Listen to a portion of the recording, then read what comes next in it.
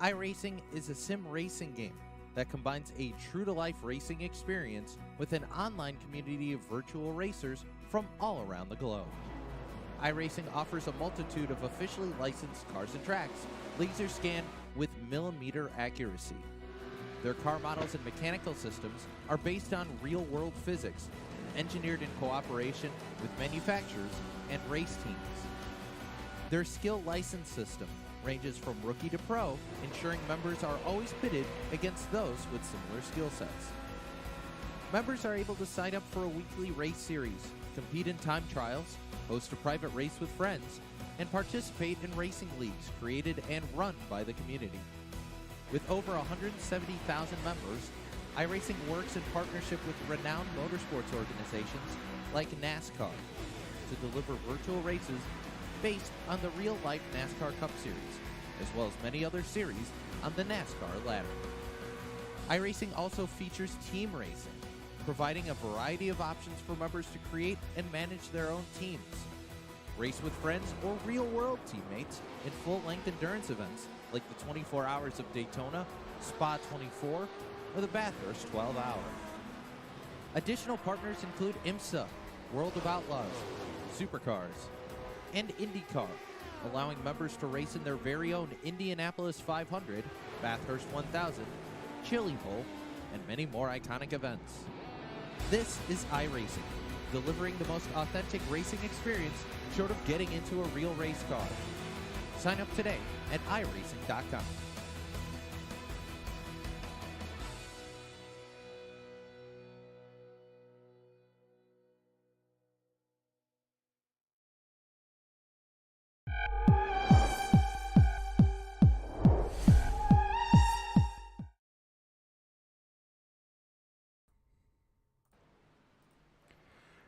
Good afternoon, race fans, and welcome to the Dover International Speedway. Tonight we got race number 12 here at the American Sim Racing Club. I am Brett the Jet in the booth here for Turn 3 Racing Network, and I got my co-commentator back here, the brother himself. Carson, how you doing tonight? I am doing good, Brett. Hello again. It's been a bit of a while, but I miss being in the booth, so I'm very excited to be back. Hopefully tonight will be a great race to come back to. Yeah, Carson, I am excited to have you back up in here in the booth with me. Always a good time to have you. Always some good cause being provided by yourself, as Dover will be an action-packed one here tonight, Carson. The concrete jungle, as I like to call it. That's what we got here for 125 laps, 125 miles. This is, of course, the Monster Mile, a mile in length, and a whole bunch of banking. I think it gets up to 28 degrees banking near the top, and right around the bottom's around 23, as we see the sights of the Dover International Speedway here on screen. Right now, right before it clicks on over, Carson, we'll show the best times in practice. Dan Parmley leads the charts. Jeff O'Quinn leads the way in the blue division. I think those might be the favorites for the pole here tonight. What do you think? Yeah, Brett. Since I last been here, the landscape of this league has changed a little. You want to fill me in on that? Yeah, some new faces and new places. We got, of course, some newcomers here that has joined. Glad to see him out here, such as the 27 machine Lee Campbell, Jerry Cochran III and Jerry Cochran Jr., John Wimbish, Tommy Haynes, all pretty stout drivers out here. So it makes for some great racing here as we get some cars rolling off of pit road here for qualifying. We'll look at the 94 or sometimes the 9 machine. All we know is it's a Bill Elliott scheme, that is for sure, driven by Jeff O'Quinn here. We'll see where he can go. He was the quickest in the blue division, second quick overall in practice. Let's see how he does here in qualifying.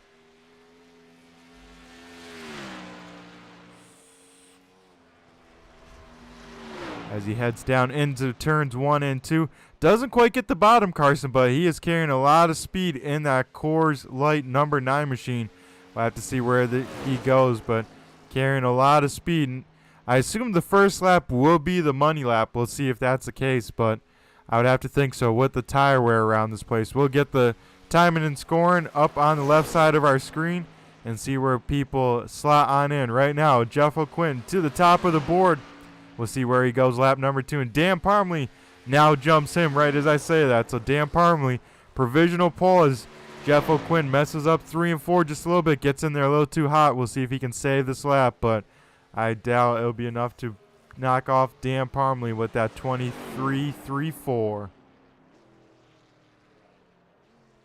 Has some pretty close times, Carson, throughout this field so far, so that should make some exciting races. So far, Dan Parmley, one of 2 drivers, Red Division drivers, that have taken a lap.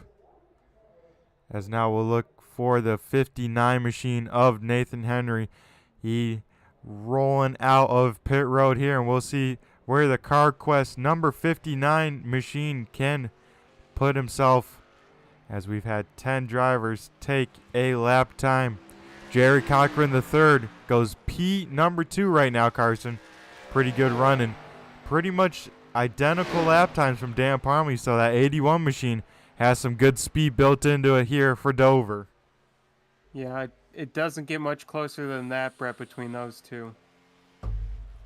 I think you have a little bit more detailed timing. How close is it, Carson? 1/1000. 1/1000 separates the top of the board. We'll see where the 59 machine of Nathan Henry can go. He's on his first time lap here. This will be his money lap here as he comes off of turn number 4 for the 59 machine. Nathan Henry will go P number 12, not the one run he wanted. We'll see if he can do better than that on his second lap here. And Brett, I noticed there's a pretty even split in this race between red and blue division drivers. Yeah, we have quite a few drivers in the blue division. I think almost more blue division drivers right now than red division drivers, as we have the 28 machine of Kyle Munson taking his first time lap, puts a P number 9, puts himself inside the top 10. We'll see if he can do better than that here on lap number 2 as he gets a little bit out of shape. We'll see where he can go here in his final corner. Final time through 3 and 4 for the 28 green machine, as he is not able to better his lap. We'll look at the 52 of Austin Nielsen in that Napa machine. His first time lap. He goes P number 4 on the boards. This 52 machine always has some good speed in it. If he can get a little bit of luck, he will be a force to reckon with by the end of this race. We'll see if he can better that lap, but that's a pretty stellar lap number 1 from the 52 machine. As he wraps up his qualifying lap here, he does not better it. The 52 will start P number 4 here. And folks, that wraps up qualifying, as only one car has not taken a time. That would be the Blue Deuce of John DeMeester. So Carson, Dan Parmley wins the pole here at Dover. And that's looking pretty good for that 710 machine. We know how good he is at saving those tires and managing a long run. Things you got to do here at the Dover International Speedway. So looking pretty good for that 710 machine. What do you think? Yeah, Brett. I think he will definitely be a force tonight, one to watch. But also that second place qualifier, Jerry Cochran III, he had a very good qualifying lap relative to his practice. And so I think he'll definitely show some great speed here in the race. I agree, Carson. As we get drivers down grid side, we'll go through tonight's starting order.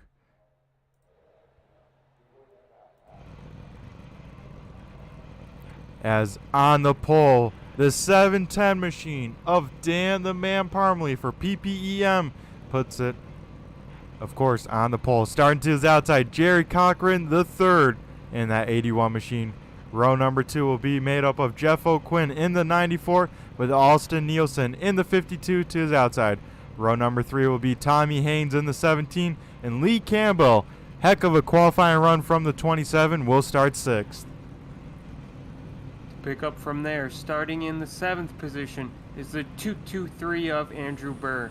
Starting in 8th place is the 56 car of John Wimbish. Starting in 9th is 75 machine of Justin Callahan. And then to round out your top 10 is the 28 car of Kyle Munson.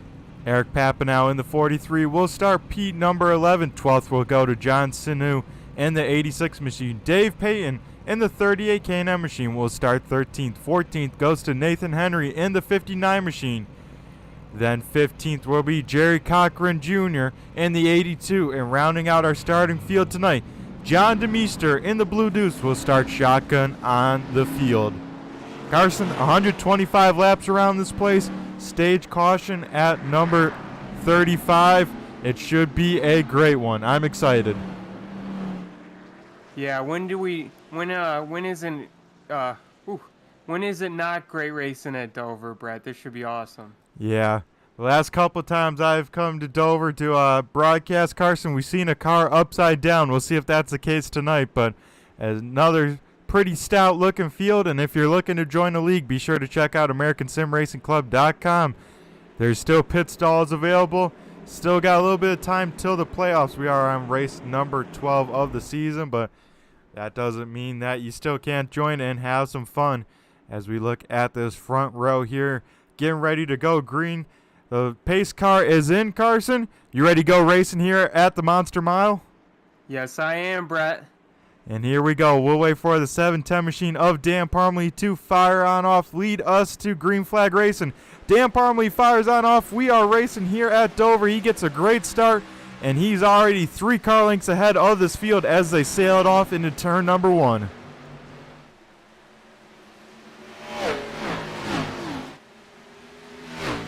Austin Nielsen able to get around the high side of Jeff O'Quinn, move the 52 machine up into P number 2. And Carson, these first couple of laps, especially here at Dover, you got to take these laps very cautiously. You don't want to burn off that right front because this place will eat away a right front here very quickly with how fast these corners are, how banked they are, and how much load is on these tires. Yeah, Brett, and Dan Parmley got a great start there. That's exactly what he wanted.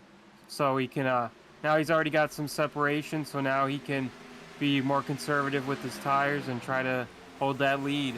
Yeah, but Jerry Cochran, the third, applying the pressure to the 710 machine, has reeled him on in and says, you know what, Dan, I'm not letting you take it easy. I'm going to go make sure you push, and you got to wonder, are they going to both push their tires too much, or is the 710 going to let the 81 go and say, you can blow off your tires here? As, the 81 gets loose off of turn number 4. He smacks the inside wall.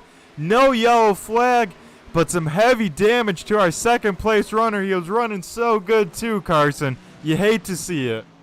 That just makes you sick to your stomach. Anyone that's been in that spot, that's one of the worst feelings. That's just really awful for the 81 car. Yeah, because you're pushing so hard, have a driver right in front of you, trying to push it to the limit, trying to make sure that you're keeping that car underneath you. You probably just lost a mark just a little bit. That car rotates just a little too far, and a heartbreak for Jerry Cochran III after a strong performance and battling for the race lead.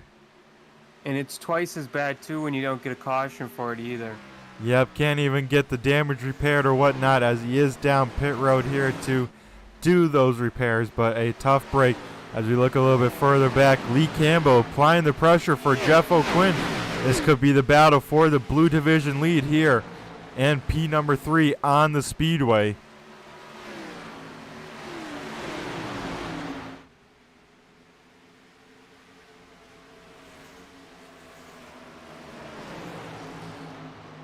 Lee Campbell is the number 27 machine in the timing score, but the number 14, pretty much Tony Stewart, Office Depot, Old Spice machine.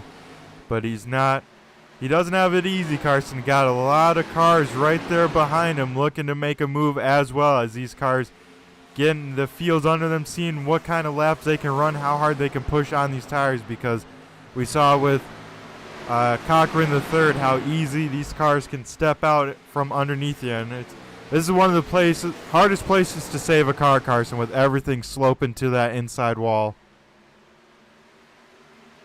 And you got 6 of these drivers, you could pretty much put a blanket on them right now. They're all stacked up. Yeah, and then we got a second pack a little bit further back from about 9th on back. Dave Payton putting on the moves on Justin Callahan. move the 38 machine into the top 10 here. But yeah, Carson, this pack from 3rd to around 8th, very tight here at Dover.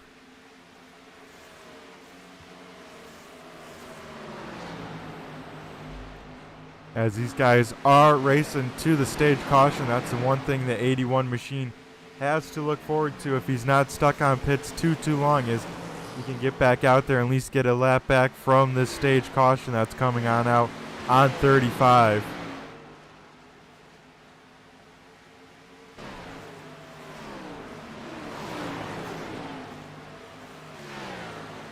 As Tommy Haynes a little bit lower through the corners, he's closing the gap on that 27 machine of Lee Campbell, but doesn't quite get the run off the corner from being that low line. So as that time he tries the higher line, arc it on down and try and get a straight run off. He closes to within a car length once again.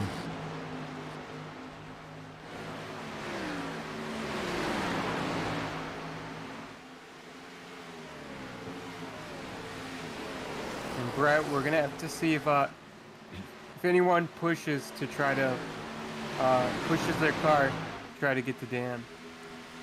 Yeah, I think with this caution coming on 35, I think these guys are all going for it, knowing that the stage caution's coming. They can put on fresh Goodyear tires and not have to worry about the tire wear. So I think it's all push at this time, not really trying to save, unlike when we'll see after the stage caution, where a little bit longer of a run. I think right now it's all go and try and get as many positions as you can.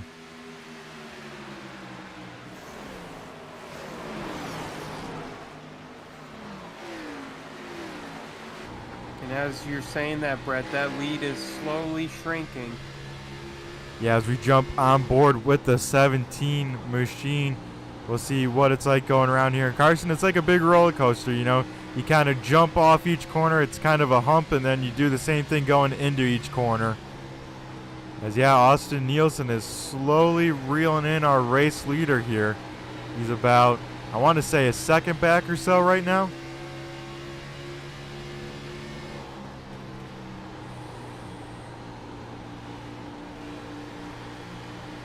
And you hear, folks, just how much throttle time is here at Dover.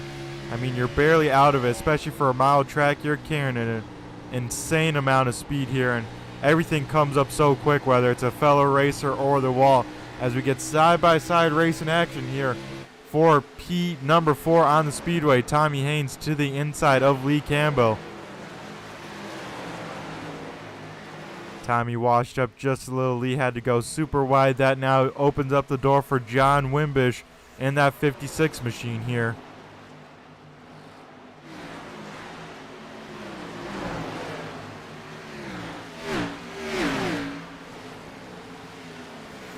Lee Campbell on the wrong side of the line, getting stuck out on that top side. And you see how much slower he is on the corners. He can at least get a good run down the straightaways, but where he gets killed is right in that apex speed, being stuck so wide in the corner.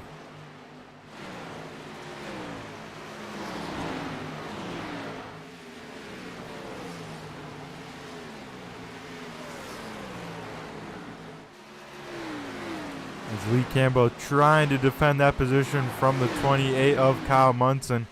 They are still side by side. You got Eric Papina right on the back bumper, waiting for a lane to open up to try and get around this 27 machine.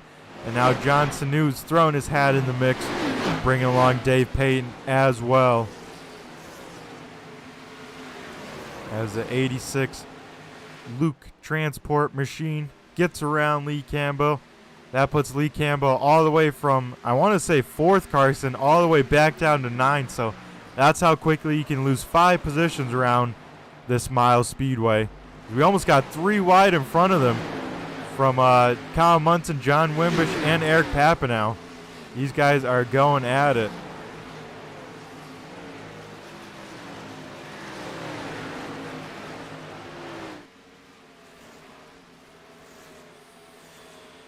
Ooh, man, everyone's jockeying.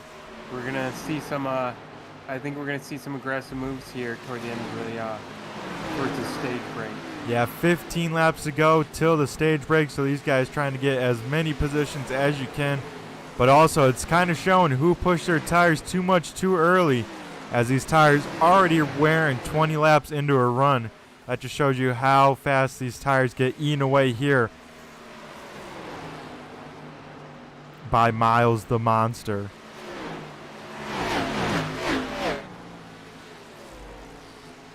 As we see Eric Papa now looking to the inside of John Wimbish. This is the battle for 5th on track. John Wimbish lets the 43 go, but tries the crossover here, not giving it up that easy. 56 now to the inside. Yeah, bro, you can tell that 43, his tires are a bit used up. He's a bit slidey. Yeah, looks like he's losing some rear grip. John Wimbish maybe losing just a little bit of front end grip in that 56 machine. Now Kyle Munson tries to go on the attack. No open lane though. Will try and reset, but he's got the 86 machine breathing down his neck here.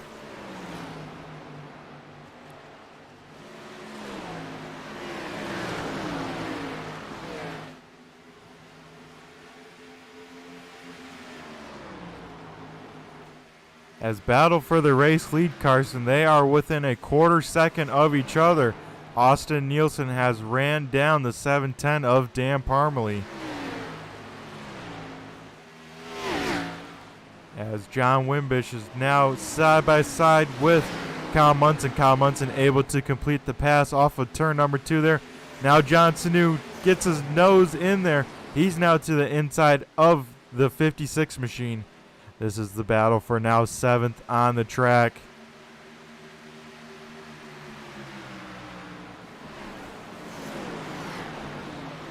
Now Dave Payton will try and join the mix as well as we got. Looks like we're lapping that blue deuce of John DeMeester there.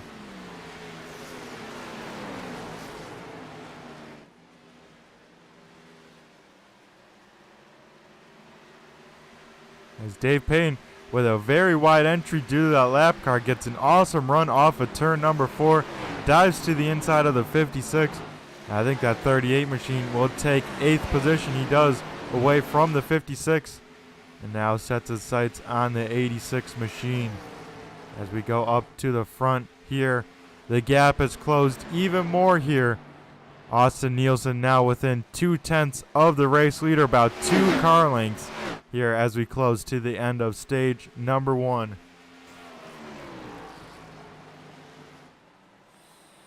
Brett, I think you might get to him. The question will be, will he be able to pass him?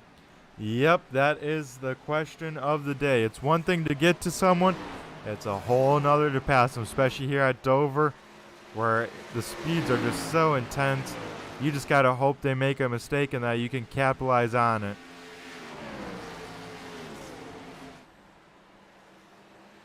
As the 52 will try the high line, arc it on down, get a straight run off, and go for that big run down the front stretch. Once again, close within a car length here of our race leader.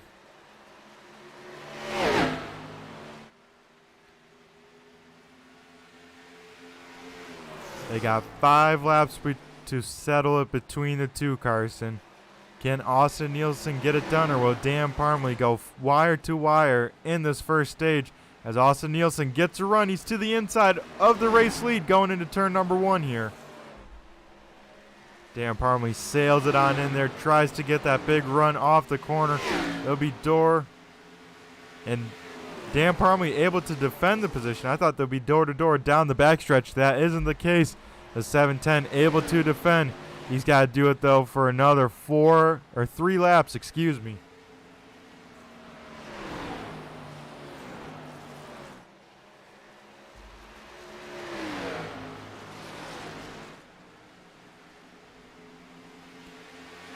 These two are going at it. John Sanu also got around the 28 of Kyle Munson, so the 86 machine up 6 positions in 6th place. Brett, do you think Dan's more just trying to focus on his line in his race, or do you think he's mirror driving any?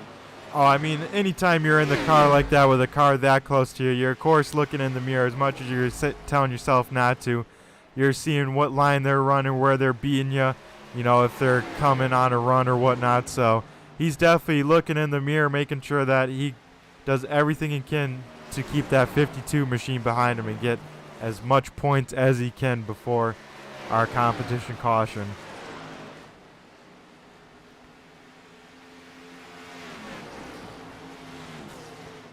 As he's pulled away a little bit here from the 52 machine, maybe the tire's going just a little bit on that 52 Napa machine as we get our last lap in this first run before we get the competition caution.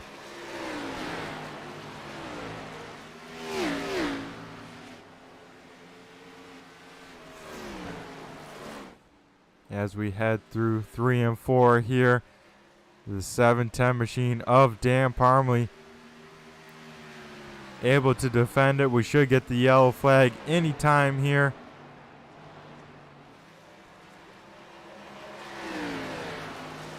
As there it is. So Dan Parmley gets it done, able to defend from the attack from Austin Nielsen. Yeah, very strong run by him so far. He led every lap, right? He did, in fact, Carson, so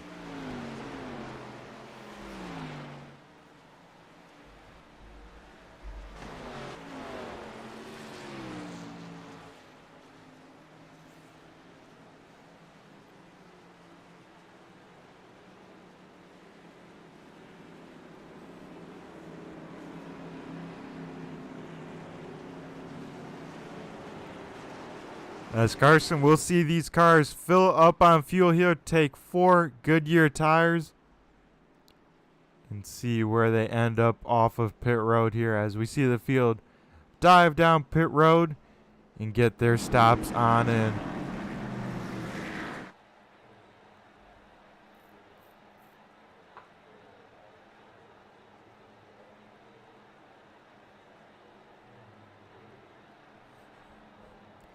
And Carson, this is one of the slowest pit roads on iRacing and in real life. Only 40 miles an hour. So it's also very stringent on the pit road speed. So you cannot speed at all or else you get dinged. It's one of the more strict tracks. So as we see the left side's going up for the 710 machine. He gets rolling out. Austin Nielsen comes out second. Dan Parmley wins the race off of pit road. Jeff O'Quinn fourth. Eric Papineau fifth off of pit road.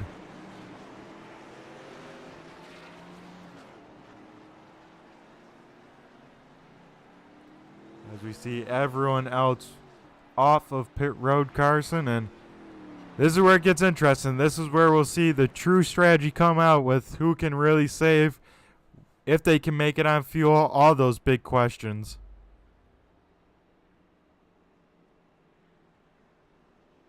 Yeah, Brett, we'll have to see what plays out here. I'm sure they're running through scenarios in their head right now, and we'll just have to see what plays out. As Carson, we talked about this pit road, and someone got busted. Dave Payton, too fast on pit road. He will go to the end of the longest line.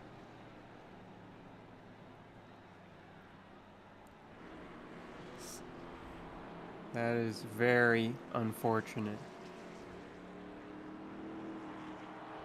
As that is a tough break for that 38 car.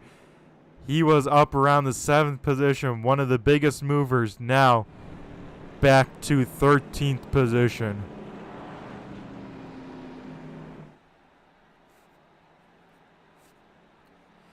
As interesting call here, the 223 of Andrew Burr, Carson, staying out, does not come in for tires or fuel.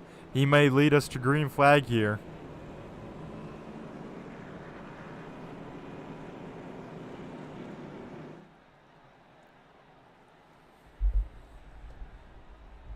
It's very Richard Pruitt-esque. I remember he would do that pretty often during the stage. That he would. We always got to have someone taking a crazy pit strategy, or else it wouldn't be a NASCAR race, right? Exactly, Brett. As I think this time we should see the lights extinguished on the iRacing pace car. Yes, we do. So we will re-rack them, restack them, double file them up, and get ready to go. Green flag racing here once again. This time being led by the 223 of Andrew Burr. The question is how much wheel spin he'll get. Where does Austin Nielsen go? It's going to be a wild restart here, Carson, and I'm all for it.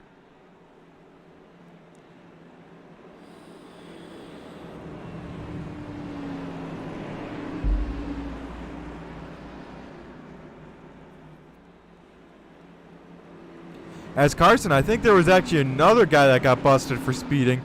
That would have been our third place runner, Jeff O'Quinn. He's all the way back in 12th as well. So 2 people busted for speeding, and both inside the top 10, almost inside the top 5 for both of them. As we get ready to go, green flag racing, we'll keep our eye on this 223 machine. See how much wheel spin he has, if any, as we'll wait for him to fire on off and go back. Green flag racing here at Dover. He gets away pretty good, Carson. Not too much wheel spin or anything. He's out all by himself. That will allow Austin Nielsen and Dan Parmley to duke it on out just before they get to him here. Austin Nielsen needs to make quick work of him. Go where that 223 is not. Trying to use him as a pick as we get the 86 machine of John Sanu in the wall here. And Austin Nielsen takes the race lead from starting P number 3. He will lead this lap, Carson. I think he played that pretty well, Brett, using the lap car there to his advantage. Or, I mean, not lap car, the car that stayed out, I should say. It's not quite a lap down yet or anything, Carson.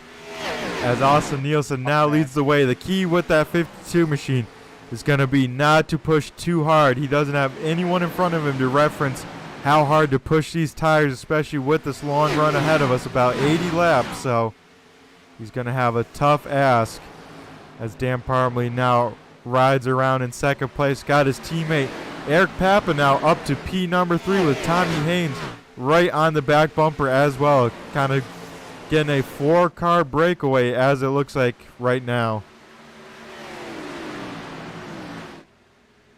And Brett, it's going to be crazy if we have any green flag pit stops, because we already seen some trouble tonight. I'm sure that's going to be wild. Yeah, this is another thing for Dover is it's one of the hardest pit roads to get down to. It is very difficult. The change in banking can very much upset the car. You got to carry so much speed and then try and get woed up that you can very easily end up in the pit barrels, as we see the 710 machine of Dan Parmley move out of the way of his teammate. He's saying, all right, you're pushing too hard. I got to let you go. I got to save my stuff, as he's now side by side with Tommy Haynes for P number 3, excuse me.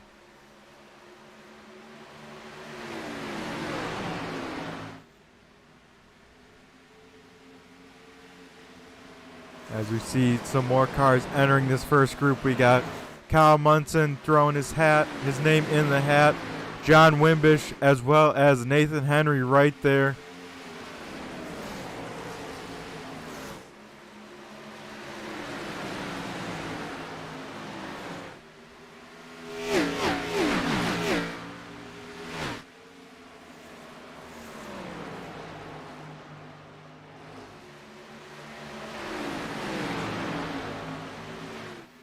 As we see Eric Papanow, Carson, slowly reeling in our race leader, that 43, pushing hard, trying to lead a few laps, and maybe he has the pace. We'll see. As he closed in about a quarter of a second behind the race leader, about 5 or 6 car lengths as they run. And Dan Parmley is just patiently waiting back and watching. Yep, he's definitely got the big picture in mind, making sure he takes it easy on those tires as Tommy Haynes gets a great run right up to the back bumper of the 710 machine, not able to go anywhere with it. As Tommy Haynes may have just gotten the wall down the backstretch there, that could hurt the performance of these cars. We know how aero sensitive they are. If you don't, you haven't been listening to me too much, because it is definitely impacts the handling on iRacing very quickly.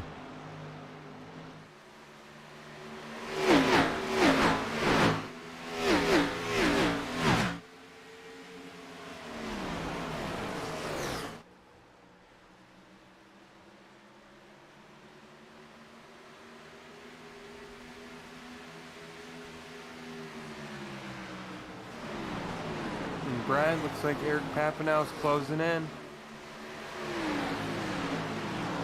Yeah, he's about a tenth and a half back, now 2 car lengths behind the race leader. You gotta wonder, is Austin Nielsen just taking care of his tires? Is Eric Papinow pushing too hard? These are the questions we need answers for, but we don't have. The only way we'll find out is by keep on clicking down those laps to go. As we're Carson, we're already 52 laps of 125 down here at Dover. This race is flying by.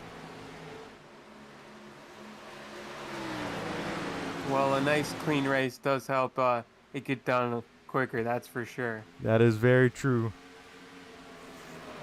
As for the most part, a lot of these races have only been yellow flags for these stage cautions, so these drivers doing an awesome job of some hard racing, but clean as well.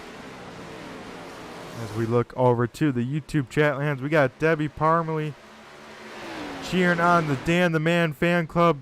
Right now, Dan sitting in third, but I think he's got a lot up his sleeve here. As Eric Papinow falling back pretty quickly from our race leader, Carson. That's pretty impressive to see this 52 keeping his pace, and this 43 falling back as much as he is.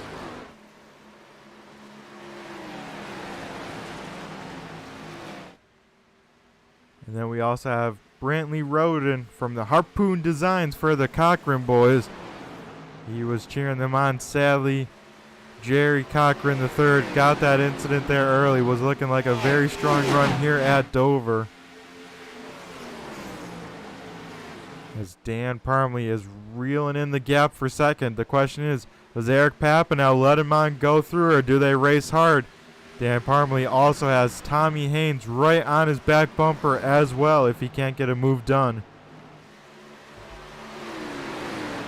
And Brett, the funny thing with that comment is both the Cochrans are the only 2 drivers who are out of this race already.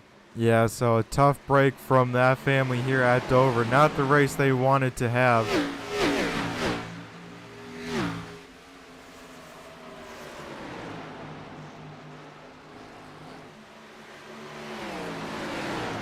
As the battle continues to heat on up from second on back on the Speedway. Dan Parmalee now within 2 car lengths of the 43, with Tommy Haynes still right on the back bumper. The 710 machine might have a look down the inside here. It's going to be close.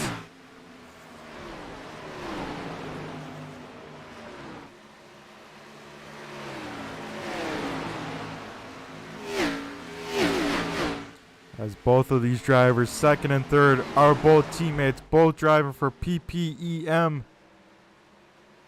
That doesn't mean they both can't drive their heart out, try their hardest, and that is what they're doing, and that's what Austin Nielsen wants to see as he increases his gap to about 3/4 of a second as of right now.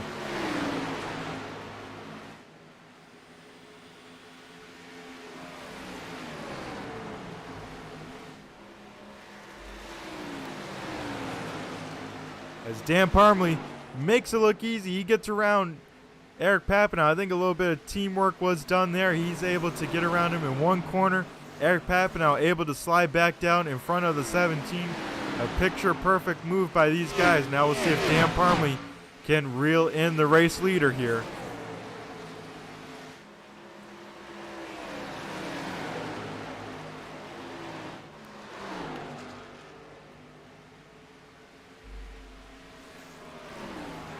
As a 17 machine of Tommy Haynes to the inside of the 43. That will give the 17 into the podium positions and give him P number 3. Now we'll see if Eric Papinow can hang on to P number 4 as Kyle Munson now will be looking on the attack.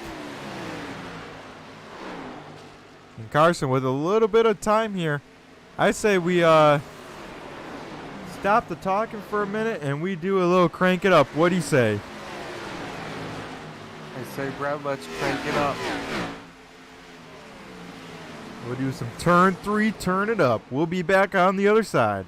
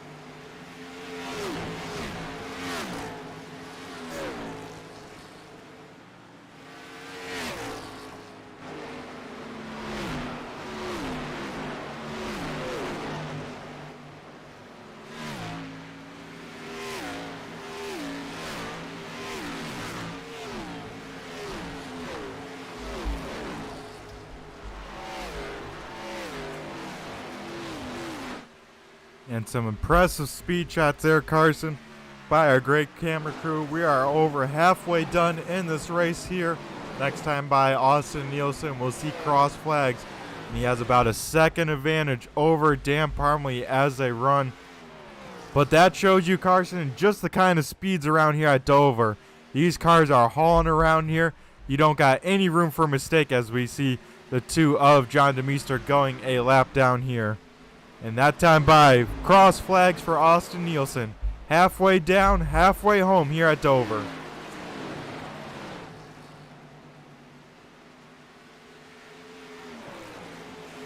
Dan Parmley may have caught the lapper just at the wrong time. It looked like he lost about 2/10 there, so that is what Austin Nielsen wants to see there.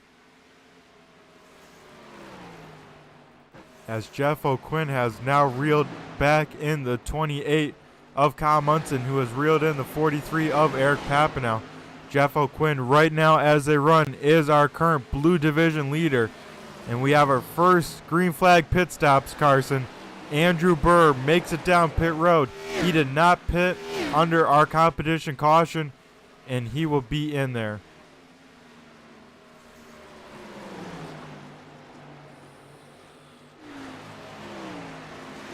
It was a bold strategy, Brett. We'll have to see how it pays off for him.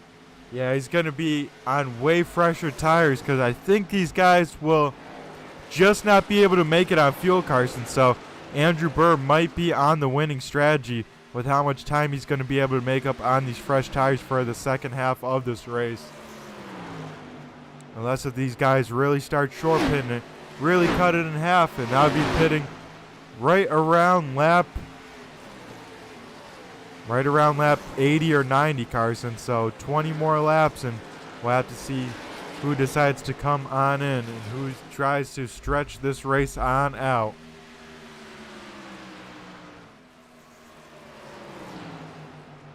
As these guys all within 0.2 of a second on each other, just waiting for a driver to make a mistake, see where they can get a run and see where they can make a move.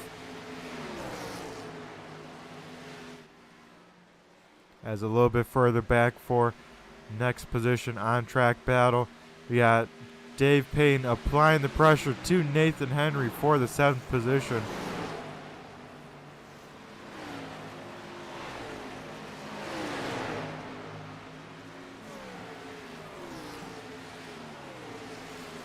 And both of those drivers, Brett, have made nice moves to the field here tonight.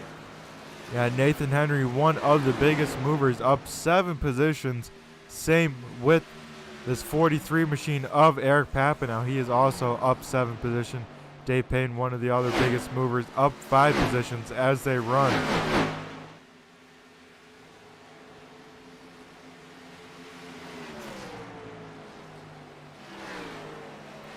Eric Papanow drifts up very high. That will open up the bottom side for Kyle Munson. They'll go door to door down the front stretch.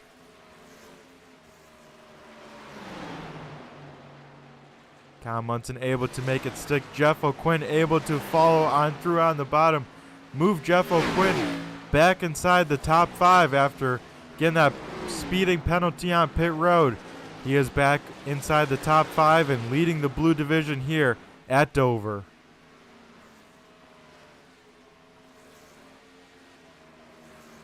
A little bit further back, here's that battle for 7th position. Dave Payne applying the pressure to the 59 machine.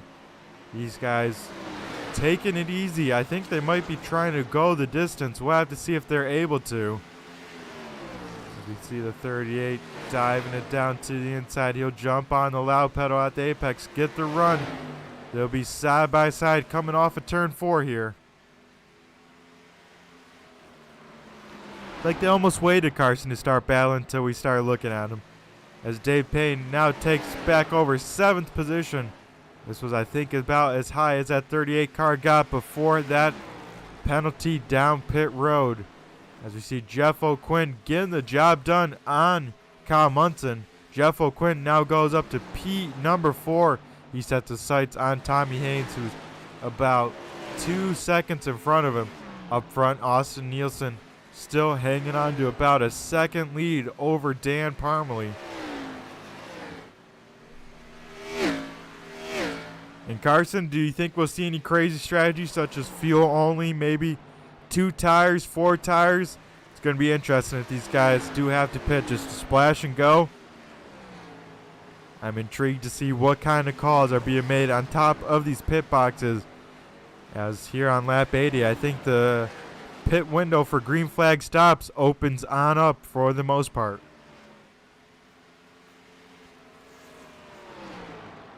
Because I don't believe these guys at the front, especially the likes of Austin Nielsen, Dan Parmalee, who have been going so hard at the beginning, can save enough here towards the back end of the run to make it. But I could be very much so wrong. I wonder if any of the guys further back, Brett, will try to save and push and try to win on fuel strategy. I think there will be some people that try and make it to the end that are further on in the back. We see the first taker down pit road, Carson. Eric Papanow down on pit road, so he may start it. We'll see who falls now because he will have a big tire advantage.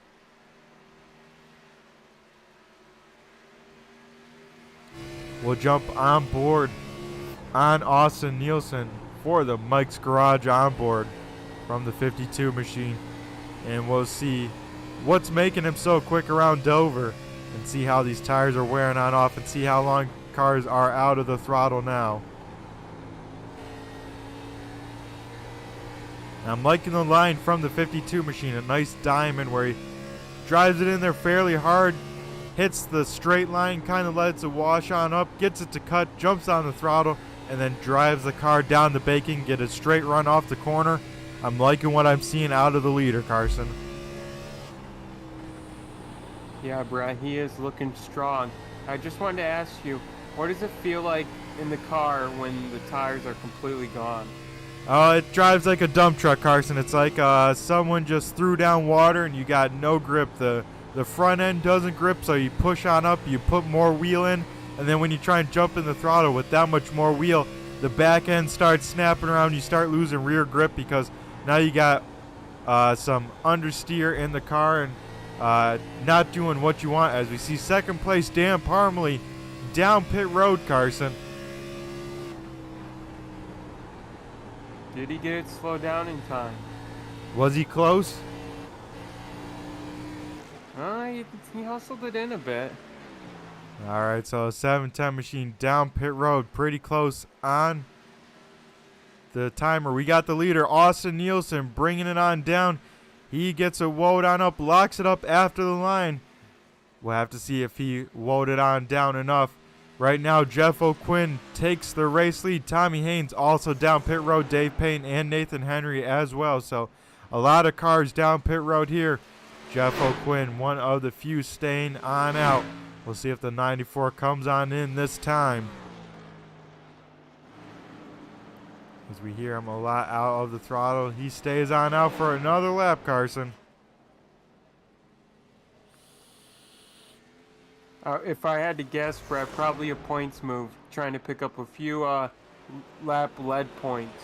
Yep, for that blue division battle. Pretty close one between these drivers, so he's trying doing everything he can to get the maximum amount of points off of off of green flag pit cycles. As here's the battle here. Austin Nielsen rolling off of pit road. Dan Parmley just going on by. Kyle Munson going to try and do the same as well as they go side by side. This will be the battle for the top three once these front guys do end up pitting. We see the 27 of Lee Campbell down pit road as well.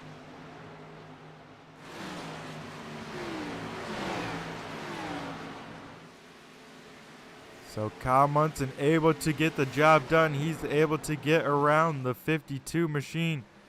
The 52 machine is on the freshest tires of this bunch.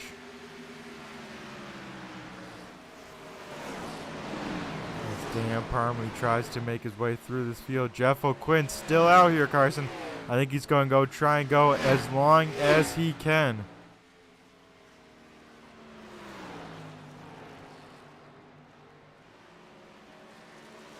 As John Sanu is down pit road, so that only leaves one car out here that has not pitted, and it's the 94/9 machine of O'Quinn.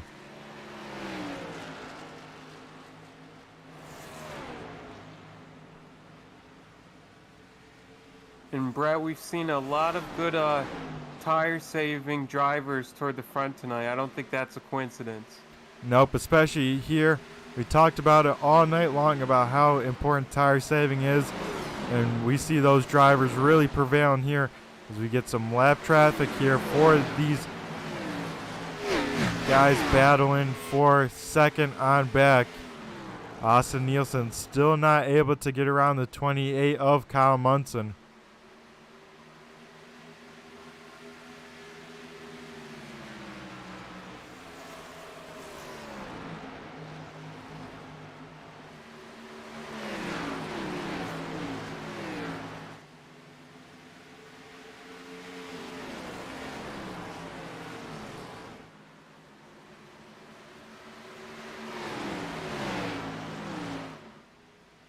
As Austin Nielsen all over the back bumper of Kyle Munson. He looks to the inside as they go into turn number one. The 52 just gets his nose on the inside. They'll be side by side battling for P number 3 on the Speedway. Austin Nielsen trying to put the power down. He's still to the inside here. This time a lot better corner from the 52. He will clear the 28, move Austin Nielsen back into P number 3.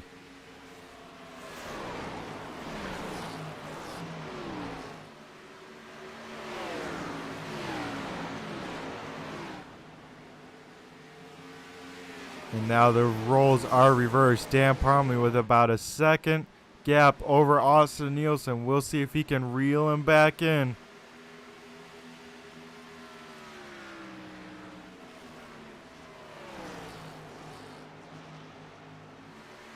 As Jeff O'Quinn still out here on track, Carson, but losing a lot of time. Oh, he's in the wall in turns 3 and 4. That handling is gone very downwards on that 9 machine. Those tires screaming for mercy. Even if you can make it on fuel, Carson, I don't think his tires will last.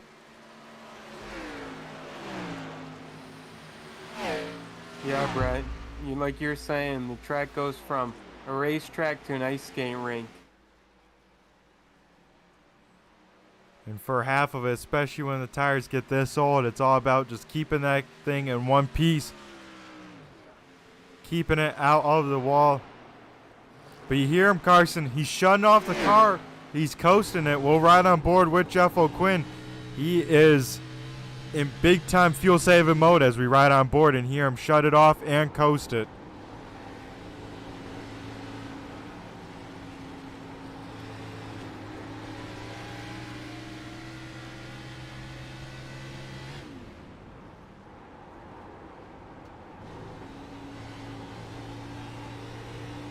As we'll have to see, he's got 24 seconds, though, He's got to be at least a second. He's got to lose less than a second a lap, Carson, to be able to win this race, because these guys are 24 seconds back. They just have enough time to catch him if they are at least a second faster a lap. So we will have to see if that's the case.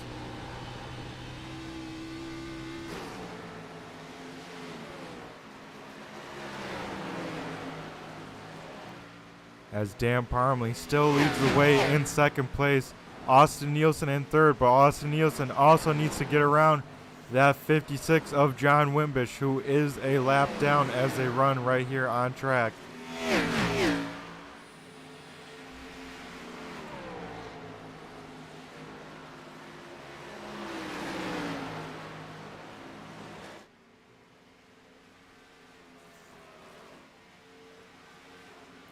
Now, Carson, if Jeff O'Quinn doesn't make it on fuel, I think he throws in jeopardy that Blue Division win.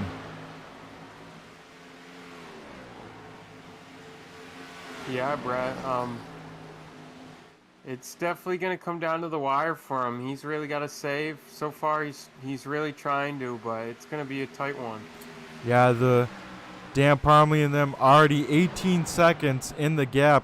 They're about 25 2 laps ago, so they are about 2 seconds eating away a lap, so that's definitely going to reel him back in. So we'll have to see how that works for this strategy, as Austin Nielsen does get around John Wimbish. Now he sets his sight on the 710 machine. This is where it gets interesting, folks, as we are inside 25 laps to go.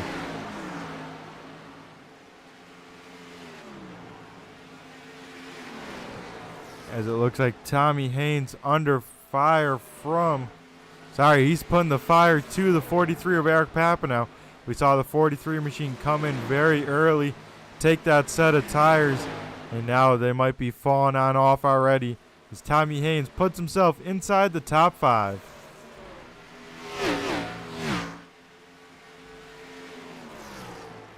You could call him Tommy Top 5. That we can, at least here tonight at Dover, as Austin Nielsen now within 3 car lengths of Dan the Man Parmley. This could be the battle for the race win if they do in fact catch Jeff O'Quinn. The gap now to Jeff is about 14 seconds.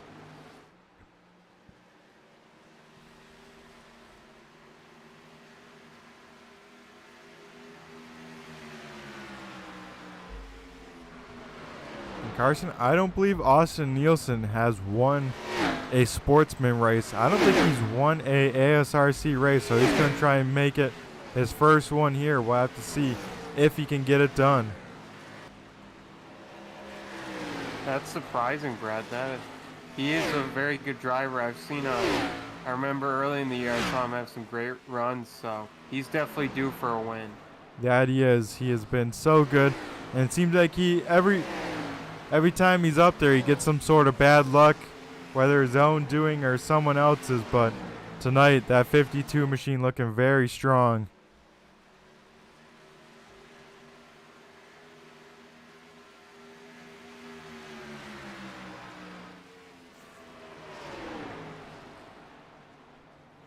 As this would for sure be his first sportsman win. I think his first ASRC win if he can get it done. He's all over the back bumper of the 710 machine. Inside of 20 laps to go. Can Austin Nielsen get the run? Can he make the move? Can he make it stick? We'll find out here as Austin Nielsen gets the run there down the front stretch. They go into turn 1. Dan Parmley just leaves enough room. The 52 washes on up. And the 710 just shuts the door. They are bumper to bumper. Holy smokes, Carson.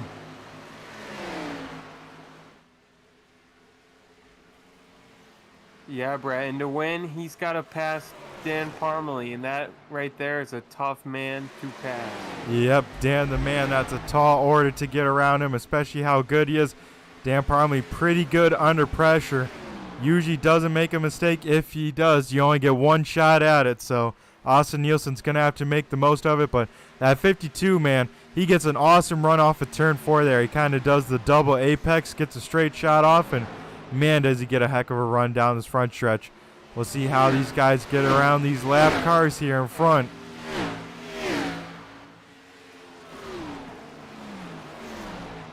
As Austin Nielsen looked again to the inside, not quite able to get the nose on in. As he gets a big run down the front stretch here. He'll definitely have a nose here, as we got the 2 of John DeMeester also right there, Carson. Where do they go? Oh boy, I think John DeMeester might have caused a bit of a issue there for both drivers, and now they're side by side. Yeah, they both had an interesting one. Both had to take evasive maneuver. Austin Nielsen gets it done. Dan Parmley with just a run. Doesn't quite have enough to make it on stick. Austin Nielsen just needs to hit his marks now. Drive away from the 710 if he can. And they are definitely catching Jeff O'Quinn now 7 seconds in front with 14 to go.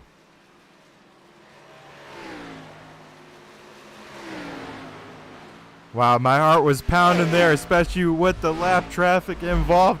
That makes it a little too interesting.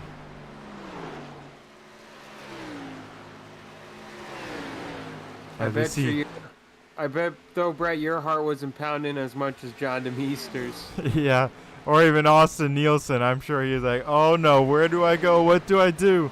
As we look a little bit further back, Tommy Haynes reeled in Kyle Munson. This will be the battle for 4th place on track.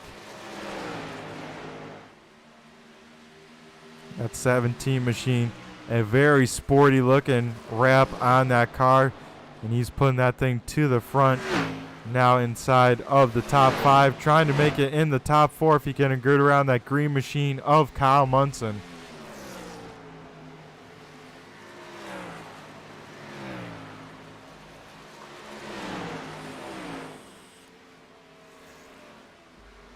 As Tommy Haynes looks to the inside, doesn't have quite enough of a run. He will back on out of it, regroup, and get on the attack again. This time gets a pretty good run. He gets his nose to the inside of the 28 as they head into turns 3 and 4. And this is a corner Kyle Munson kind of struggles with, especially being on the outside.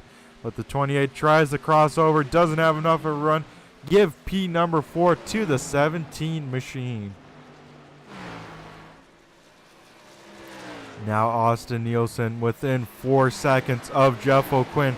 As that time by, we get 9 laps to go, Carson. We're in the single digits. We're catching Jeff O'Quinn, and it's going to be a close one. Yeah, Brett, they were really catching them, but when they started battling, that slowed their pace, and now it's going to come right down to the end of the race. That it will. Jeff O'Quinn hopefully saved enough fuel now where he can turn up the wick as much as he can in that 94 machine with those tires, what they can handle, but it is about to be close.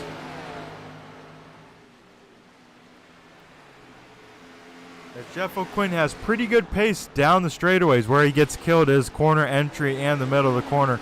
That's where he gives up a lot of time to these new tires here.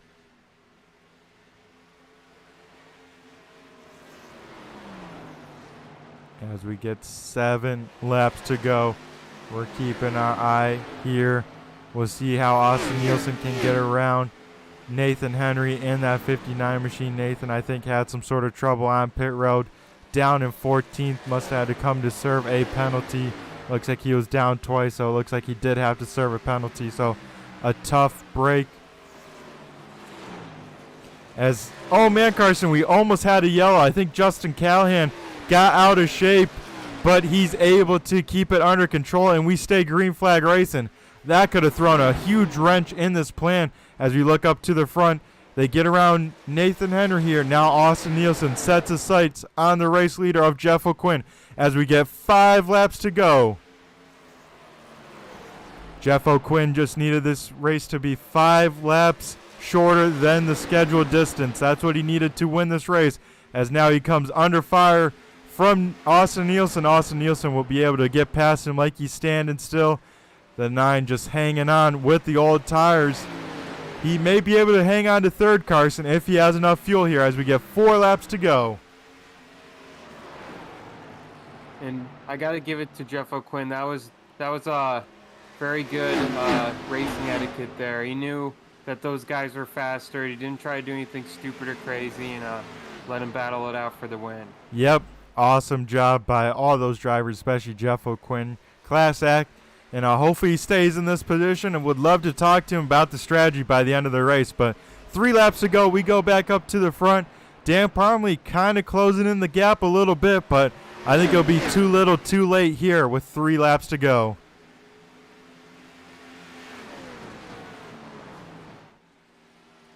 And Carson, it's going to be a party down in victory lane if Austin Nielsen can't get it done. We see popsicle sticks up in the air. 2 laps to go. That 52 machine, all he wants to see is the white flag. It's Jeff O'Quinn, Carson, down pit road. He doesn't have enough to make it. Oh, what a heartbreak. He has to pit on 2 laps to go. That hurts. That does. As we get the white flag here, Austin Nielsen sees it. He just has to put in 4 more corners. Jeff O'Quinn just has to get splash and go because all he needs is just a little bit of fuel. John Sanu gets around him, so John Sanu might be tonight's Blue Division winner. As we head into 3 and 4 for the final time, Austin Nielsen's going to be an ASRC winner. ASRC Sportsman winner. The 52 gets it done. He wins here at Dover.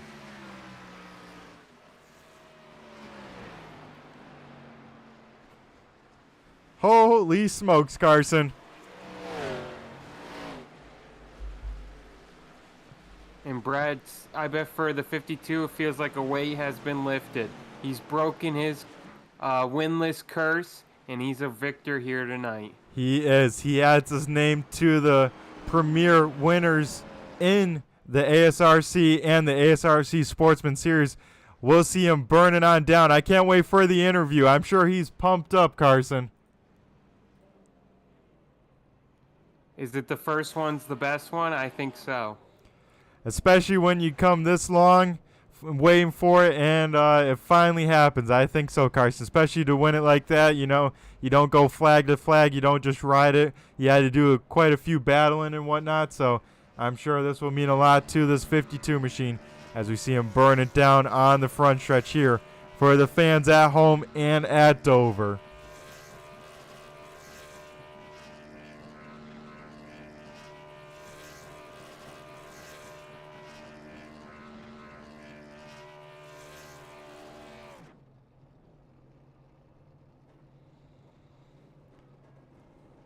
Alrighty, Carson, we will go to commercial break. On the other side, we'll have our interview from our blue winner as well as our top 3.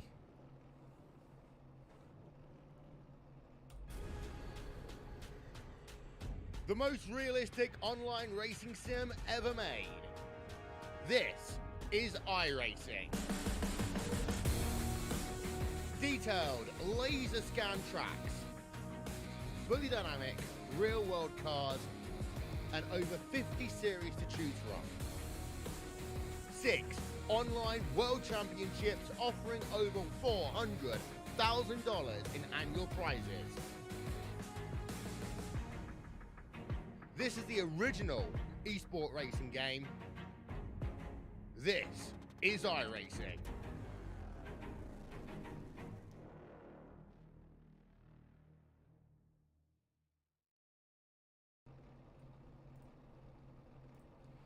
All right, Carson, we are back. We are going to try and talk to our Blue Division winner. That would be the 86 machine of John Sanu. We'll get him down here in a second. We'll get our camera rolling here as well as getting our everything sorted out on my end.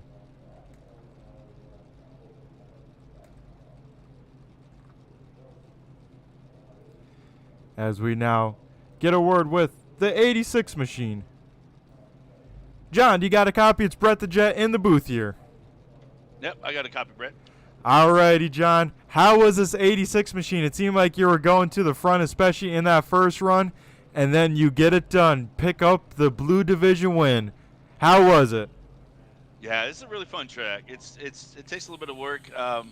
Car felt good. Got a little damaged. I don't think there's anyone that didn't get into the wall at least once a little bit. Yeah, car felt good. I tried after that first caution that came out. I had a feeling it was going to be long green flag run, so I just sort of let some guys pass me and sort of tried to save the tires a little bit. I think I might have waited a little bit too long, but I'm not going to complain. Seventh place here is still pretty good. That it is, John. Pretty impressive to have with this field. And you pick up the Blue Division win. We had quite a few Blue Division drivers out here tonight, so to beat some of the names in that list, nothing to laugh at. Awesome run from you, John.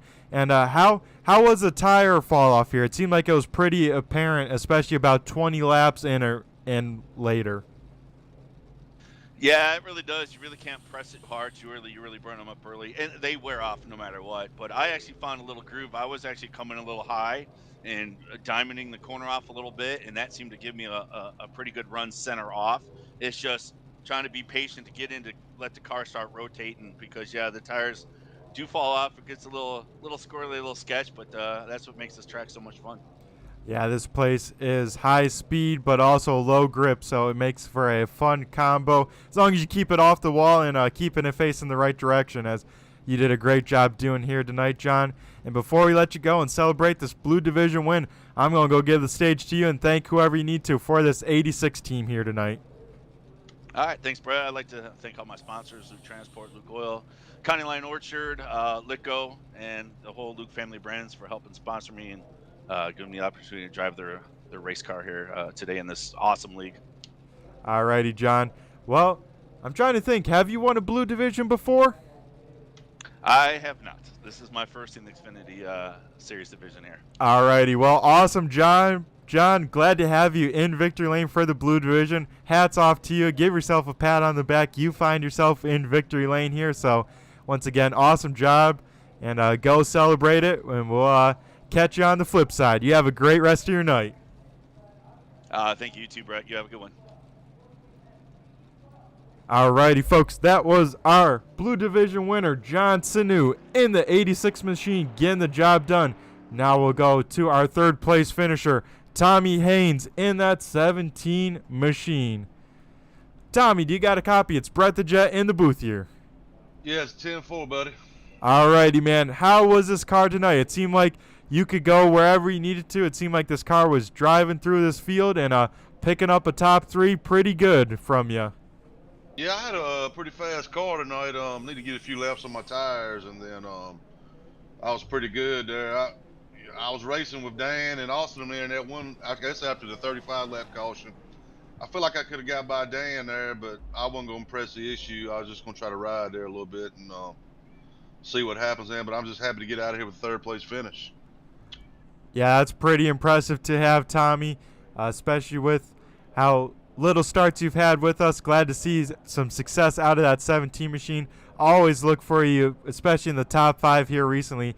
So excited to see what can come in the future from the 17 machine. But yeah, it seemed like you had a car, one of the cars to beat tonight. It seemed like you had some great long run pace as well as some short run pace, and that's saying a lot here at Dover with how big the tire wear is here. Oh, absolutely. I was hoping we'd get a caution there at the end so we could re-rack them and see what would happen. It'd have been a good race. So I'd like to say congratulate to Austin and Dan for second. All of them, you know, I haven't raced with them much. It's like my third race here with y'all, and I enjoyed it. So. Yeah, glad to see you out here, Tommy. You put on a heck of a show, but I got to ask, this car looks awesome, especially on the broadcast. It's Demon Simworks. Who painted this for you? Because that thing definitely pops out there no matter what track we go to. Splash and Go Graphics. Alrighty, yeah, they do some awesome work over at Splash and Go Graphics. But Tommy, before we let you go and celebrate this podium finish for you here tonight, I'm going to go hand over the mic to you, and I'm sure there's got to be some people you got to thank at this 17 crew here tonight at Dover. Yeah, first off, I want to thank my sponsors, Autos by Nelson. I got Demon Simworks. My teammates, John Wimbush and Jerry Cochran Jr. and Jerry Cochran III. I think both Jerry's had a bad night tonight, and I think John, I can't remember where John finished, but I think he was in the top 8, I believe. But anyway, thank y'all for your broadcast, and everybody at American Sim Racing Club, all the admins. They do a heck of a job, and looking forward to next week. All righty, Tommy. I look forward to talking to you some more in the future because you got some speed in that 17 machine. Can't wait to see it continue to keep on getting faster as these weeks go on. Tommy, you have a great rest of your night. Yeah, you too, buddy. Thank you, sir. Alrighty, that was our third place finisher. Now we'll go to our runner-up guy, our pole sitter, the man that almost got it done here once again at American Sim Racing Club.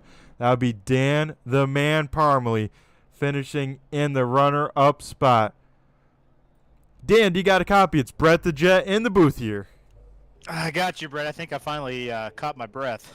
There you go. That was a heck of a battle between you and Austin, especially with a little lap car thrown in there. Holy smokes. My heart was pounding, and I wasn't even in the car, Dan.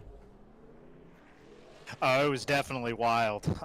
Definitely got thrown off a little bit there by the lap car. And like I was telling Austin, getting through the middle of the corner and off he just really had the advantage. And then we kind of evened out, and I just couldn't make any ground on him. But it's definitely a fun race, and definitely going to need a good night's sleep after that one. Yeah, that one, bet you all your drivers were working your tails off for this track, especially here at Dover. This place is so demanding with the speeds in these corners, as well as just trying to keep that car underneath you, whether on worn tires, cold tires, no matter what. It always seems like you're battling the tires here at the concrete jungle. Oh, definitely. And Miles the Monster loves to eat those tires. And, normally, we've seen I've been able to do pretty well on long runs, but this is just one track, this one in Bristol, that just seemed to have my number, and kind of makes sense. It's just a bigger version of Bristol. Yeah, these concrete tracks, especially here on iRacing, very finicky. So it definitely are one of the tougher ones to get. But, yeah, you and Austin battling all night. Austin able to pick up his first ASRC win, Dan. You gave it your all, but just came up short. That was a heck of a battle. And your strategy call coming in a little bit earlier, was that premeditated? You knew you had to come in before the 52? Eric and I had been talking, and we were, initially thinking maybe we could try to stretch it all the way. But, seeing the tire fall off, it just seemed like we were going to end up like how Jeff Quinn ended up. He just didn't have the speed. We were able to unlap ourselves. So, once I saw a car starting to pit and I saw the gap I had to Austin, even though I might have been making up a little bit of ground just before the pit stop, I was like, well, my only shot at getting in front of him was probably going to pit before him. So just kind of got lucky when I pitted when I did, and that kind of forced him to come in. So thought maybe he was going to burn up his stuff a little bit more, because it looked like he had to battle a bit with Kyle Munson and had a few other lap cars to get around that I didn't really have to deal with. But, in the end, it was a great race, and had a lot of fun, and hopefully one better next week. There you go, Dan. Always some great speed out of the 710 machine. Before we let you go, Dan, I'm going to go turn the mic over to you. I'm sure there's got to be a lot of people you got to thank here at Dover from the 710 crew. Yeah, we'll definitely give a shout out to the team and Eric. It's great having a teammate to bounce ideas off of during the race and figure out that strategy. Shout out to Tagger Ray, LibertyLive.Church, and he's got Meineke on the car, so we'll give them a shout out too. And shout out to the family. It's great having them watch, and great having you and Turn 3 along for the ride. So it's really great, and good. Should have a really good run here to the playoffs. Looking forward to the next few races. Yep, Dan, always a pleasure having you out on track. Always a good battle. Next week we're at Las Vegas, so back to a mile and a half. I'm sure that will put on some exciting racing with how that place runs. Oh, definitely. Again, to get in a few extra practice laps before next Monday. There you go, Dan. Well, I'll go let you celebrate this runner-up finish. You have yourself a fantastic rest of your night. You too, Brett. We'll catch you next week. Alrighty, that was Dan Parmalee in the runner-up position.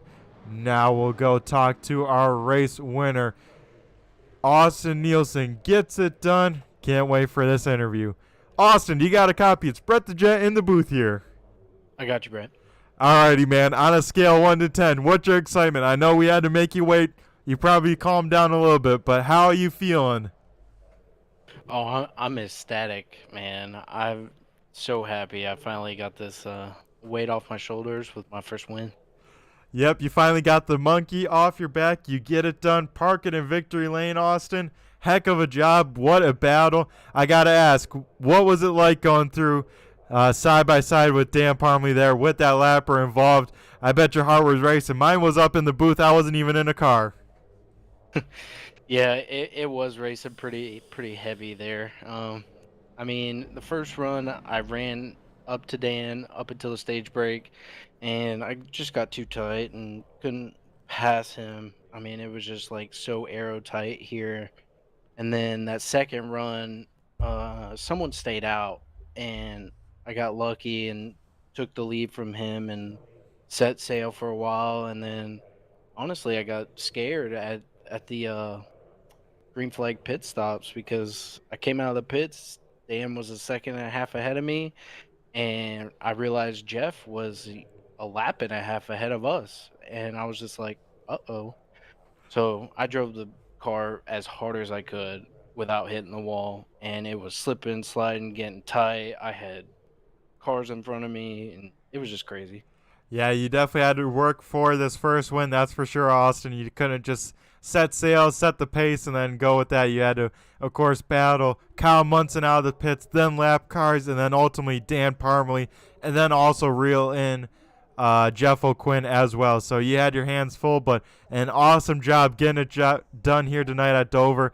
And this place is very tricky, so to win here definitely makes a statement from this 52 Napa machine. Oh, for sure. It is definitely a battle. I'm sweating over here. Luckily, this is one of my favorite tracks, and I feel like I'm really good on the long run here for some reason. And it just everything just worked out tonight, and I couldn't ask for anything better other than Dan's connection. There was a couple times he scared me. Yeah, that's always a tough one, especially in the sim racing world with the car disappearing, reappearing in front of you. You know, it breaks your concentration and can really throw you through a loop, especially when you're giving chase. So, Austin, you did a heck of a job coming out here with your first American sim racing win. Like you said, probably means a lot to you. I'm so glad we got it done for you because you definitely deserved it. It seemed like anytime you had a chance, it seemed like some bad luck or whatever caught you before. This time, you get it done. Oh, for sure. I've had plenty of bad luck on Monday nights, unfortunately, with my internet. And I think it was a couple weeks ago that I said I was going to be back up here very soon. And now look at us. Exactly. Sitting pretty and sitting in the best seat in the house down in victory lane. Doesn't get much better than that, Austin. But how you looking for next week at Las Vegas? Back to a mile and a half. Another track that eats away the tires. You looking forward to there? Las Vegas is okay, I guess. I mean, it takes a lot getting used to, and hopefully I could drive it just as well as I drove Dover, but honestly, I highly doubt it. I'll be lucky for a top 5. All right, Austin coming in with a pretty good guess, but I think we'll be talking to you by the end of that one. Austin, before we let you go and celebrate down in victory lane, I'll turn it over to you. I'm sure there's got to be a lot of people you got to thank on this Napa 52 machine here at Dover. Of course. I mean, first off, I'd like to thank my wife for, allowing me to do this, first of all. And then secondly, I'd like to thank, Andrew and Tanner for running this league and you for, running the booth up here. I pride you guys all the time. You guys are the best people I've ever raced with. Race clean, race hard, race smart, and I couldn't ask for any better of a league. Alrighty, Austin. Appreciate those awesome words. As like you said, it's a great place to spend your Monday night. Awesome racing group. I mean, no yellow flags besides the stage one, so that just shows you what kind of racers we got out here. Austin, I'll go wrap it up in the booth. You have yourself a great rest of the night. I'll join the party down in victory lane after. Thank you, Brett. See you on Wednesday. Have a good night.